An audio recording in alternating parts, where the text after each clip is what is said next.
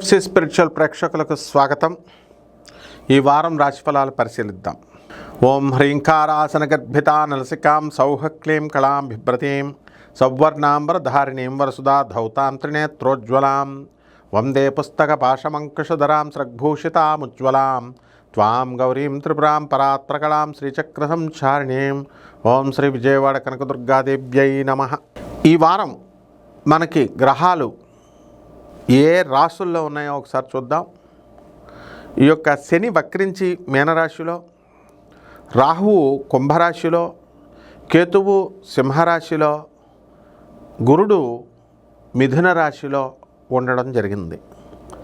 రవి మనకి 14 మార్చి ఈ వారం దాటిన తర్వాత మనకి ఎందులోకి వస్తున్నాడండి? వారం ఎండింగ్లో మనకి మీనరాశిలో కుంభరాశిలోకి వస్తున్నాడు. కుంభరాశిలో ఉన్నాడు, మీనరాశిలోకి వస్తున్నాడు. అలాగే మనకి ఈ యొక్క కుజ శుక్ర బుధ గ్రహాలన్నీ కూడా మనకి కుంభరాశిలో ఉండడం, మరి ఈ విధంగా గ్రహస్థితి 12 రాశుల్లో ఒక్కొక్క రాశి వారికి ఏ విధంగా మనకి ఫలితాలు ఇస్తుందో చూద్దాం.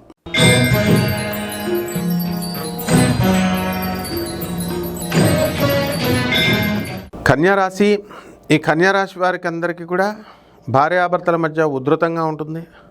భార్యలు భర్తల్ని వేధించేటటువంటి క్రమంలో మెంటల్గా కాకుండా ఫిజికల్గా కూడా హెరాస్మెంట్ చేయడం జరుగుతుంది. అంటే భార్యలు భర్తలను కొట్టడం జరుగుతుంది. అందువలన ఇది నమ్మశక్యంగా లేనటువంటి విషయం అయినప్పటికీ కూడా చాలామందికి ప్రాక్టికల్ అనుభవం. అందువలన భార్యాభర్తల మధ్య సఖ్యత లోపము అనేటటువంటిది ఈ వారం ఉంటుంది. కాబట్టి కోర్టులకు వెళ్లకుండా జాగ్రత్తగా మీరంతా కూడా పరిష్కారం ఒక పద్ధతిలో చేసుకుంటే మంచిది. అదేవిధంగా ఈ రాశి వారికి అందరికీ కూడా స్టూడెంట్స్ కొత్త కొత్త చదువుల కోసం, కోర్సుల కోసం అప్లై చేసుకోవడం అనేటటువంటి జరుగుతుంది. ఈ రాశి వారికి మెయిన్గా అనుకున్న పనులు అనుకున్నట్టు సక్సెస్ఫుల్గా ముందుకు వెళ్ళడం జరుగుతుంది. ఎన్నో అవమానాల పాలవుతారు ఈ కన్యారాశి వాళ్ళు.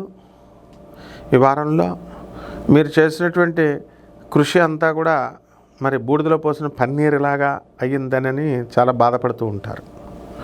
కొత్త కొత్త స్నేహాలు అనేటటువంటివి మీకు కలుగుతాయి.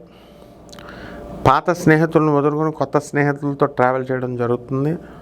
వారు ఇచ్చేటటువంటి సలహాలతో మీరు భంగపాటు అనేటటువంటిది పడడానికి కొత్త వాళ్ళ వల్ల అవకాశం ఉంది.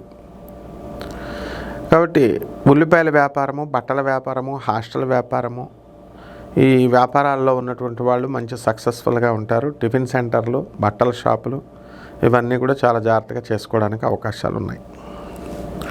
ఈ రాశి వారికి అందరికీ కూడా మరి వివాహాలు కానటువంటి వాళ్ళకి వివాహాలు అవుతాయి.